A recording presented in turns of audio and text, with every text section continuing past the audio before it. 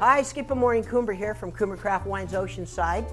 We're going to talk with you a little bit about the steps we go through when we analyze wine. It's sort of fun, not terribly scientific. Maureen, what's the first step we go through? Oh, well, the first step is looking at the wine. So typically red wines and white wines are going to have a different look. But when I say look, what is the color of the wine?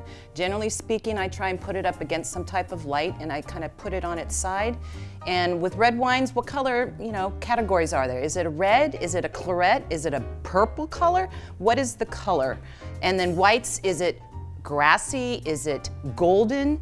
Typically red wines as they age get lighter in color and white wines as they age get darker in color. So that's the look. So I'll take us through the second one, which is smell. So what are you smelling? You put your nose in there, don't be embarrassed to put it way down in there.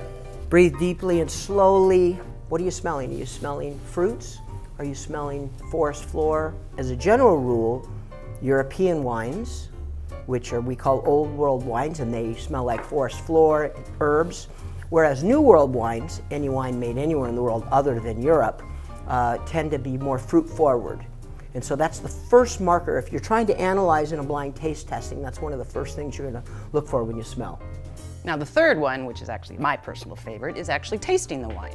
So basically you want to swirl it around a little, let some oxygen get into it, and then take a sip of it.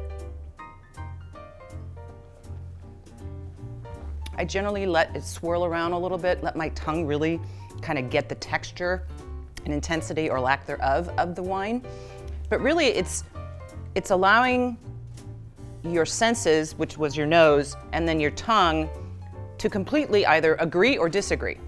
When you're tasting the wine, you actually can taste something different than what you smelled with your nose, or you can actually agree upon it. But that's kind of the beauty of it, is what your nose actually is showing to you, and then what your tongue is actually telling to you. What's the fourth part? Fourth part is it's actually thinking about it. So when you tasted this wine, when you smelled this wine, is it something that you like personally? Is it something that you would remember later on in the year about drinking it? It's a personal preference drinking wine, and what I like and what Skip likes might not be something that you like, but that's the beauty, that's the whole fun of doing these 4 steps, because it really allows you to find out what you and your palate really enjoy.